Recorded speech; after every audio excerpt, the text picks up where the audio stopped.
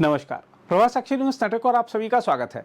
भारत सरकार की ओर से पाकिस्तानी नागरिकों को जारी किए गए वीजा रद्द होने का असर यह हुआ है कि बहुत से परिवार ऐसे हो गए हैं जिनमें पति और बच्चे पाकिस्तान चले गए और बीवी हिंदुस्तान में रह गई है। पति और बच्चों से बिछुड़ रही महिलाओं का जहां रो रो कर बुरा हाल है, वहीं पाकिस्तान अकेले वापस लौट रहे पतियों को भी चिंता है कि आगे क्या होगा। दिल्ली पुलिस की स्पेशल ब्रांच में आए पाकिस्तानियों ने मीडिया से बातचीत में कहा कि मोदी सरकार को अपने फैसले पर पुनर्विचार करना चाहिए। मुझे वापस किया जा रहा है। मेरी क्या गलती है, मेरा क्या कसूर है, मुझे किस बात की सजा दी जा रही है, मुझे बस इतना जवाब जानना है। करता कोई है, भरता कोई है। वो मैंने जमा करवा रखी थी, पेंडिंग पर थी, अभी इन्होंने दिया नहीं। इतने महीने हो गए, सारे हमने रूल्स फॉलो करे इनके, लेकिन फिर हमें किस बात की सजा दी जा रही है, बस मुझे ये जानना है। मेरी बातचीत यही हुई कि मैंने अप्लाई करवाया था, LTP करवाया था अपना इनके वीज़ा बढ़वाने के लिए। वो पूरा नहीं हो पाया प्रोसेस जो होना चाहिए था। उन्होंने जब मैं अंदर गया पुलिस में तो उन्होंने बोला कि हमारे हाथ में नहीं है, ये ऊपर से ही ऑर्डर आया, सरकार ने ऑर्डर करा, ये इनको जाना ही पड़ेगा।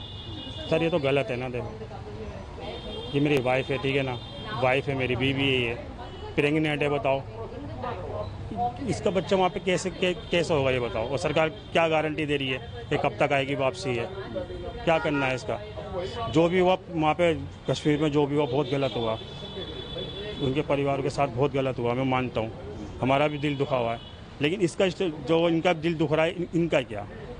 मैं सरकार से ये अपील करना चाहूँगा, लोगों को परेशान करने वाली बात है, इसके अलावा तो और कोई मकसद नहीं है। जिन्होंने किया वो पकड़े नहीं जा रहे, जो दूसरे जिनका कोई कसूर भी नहीं है उनको निकाल रहे हैं पकड़ के। पुलिस दो दफा घर आ रही है, CID ऑफिसर अलग आते हैं, अभी डिपॉर्चर करवाना है, एक वीक भी नहीं दे रहा है निकलने के लिए, बस आज रात निकलना है।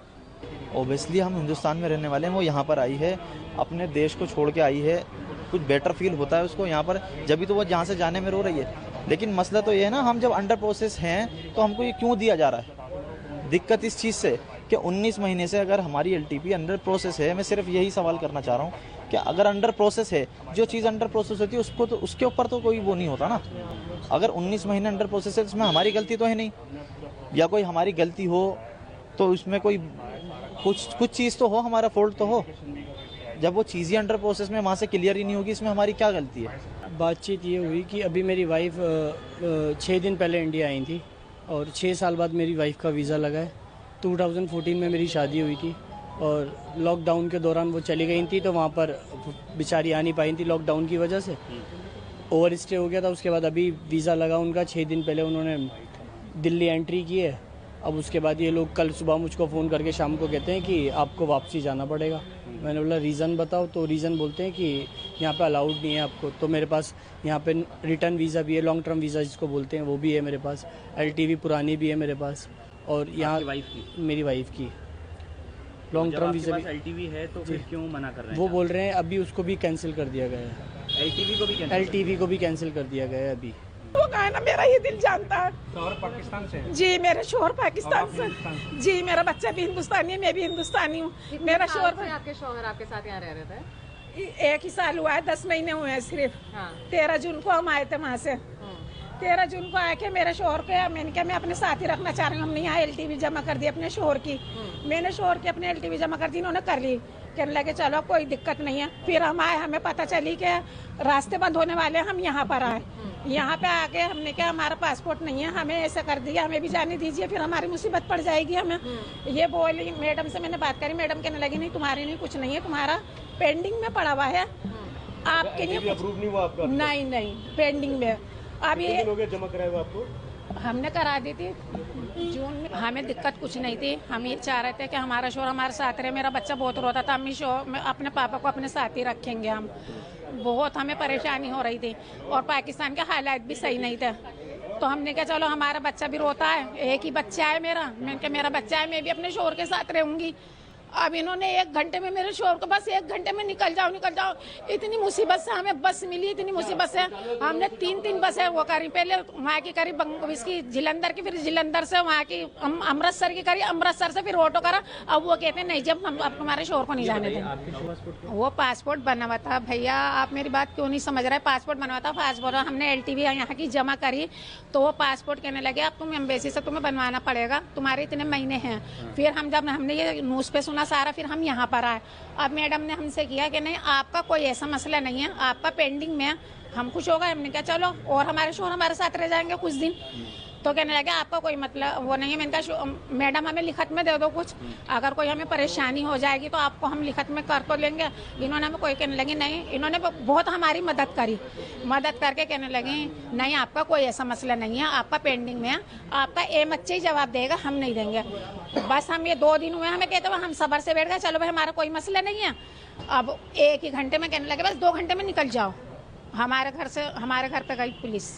उधर अटारी सीमा की बात करें तो आपको बता दें कि पिछले 5 दिन में 9 राजनयिकों और अधिकारियों समेत लगभग 600 पाकिस्तानी नागरिक अटारी वाघा सीमा चौकी के रास्ते भारत छोड़ पाकिस्तान जा चुके हैं। अधिकारियों के अनुसार कुछ पाकिस्तानी संभवतः हवाई मार्ग से भी भारत छोड़कर चले गए होंगे। उन्होंने बताया कि चूंकि भारत का पाकिस्तान के साथ सीधा हवाई संपर्क नहीं है, इसलिए वे संभवतः अन्य देशों के लिए रवाना हो गए होंगे। हम आपको बता दें कि दक्षेश वीजा धारकों के लिए भारत छोड़ने की अंतिम तिथि 26 अप्रैल निर्धारित की गई थी। वहीं चिकित्सा वीजा रखने वालों को 29 अप्रैल तक देश से जाने का निर्देश दिया गया था। आइए देखते हैं आज अटारी सीमा पर लोगों की क्या प्रतिक्रियाएं हैं।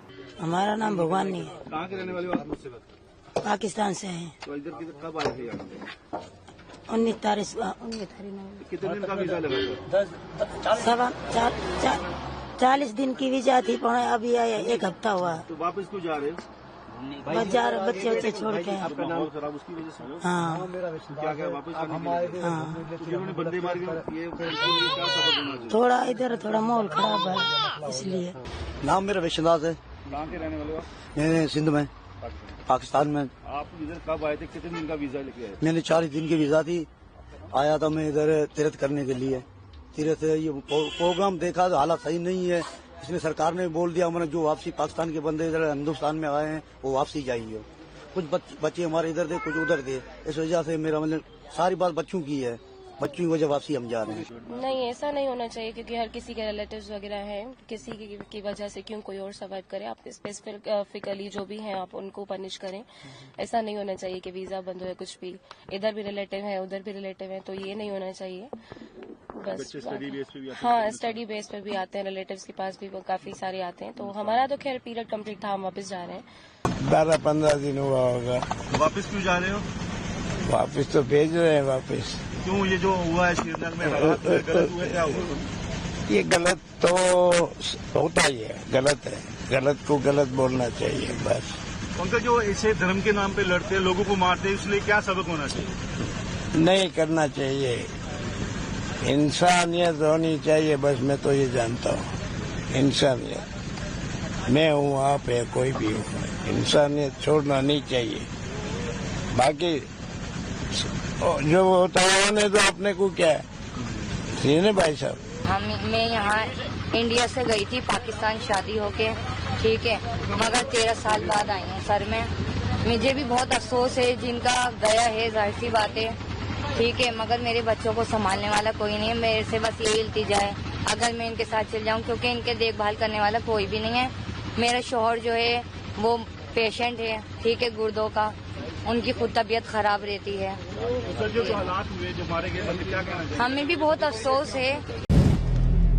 अगर आप भी लेना चाहते हैं देश दुनिया की तमाम जानकारी तो आज ही सब्सक्राइब करें हमारे चैनल को।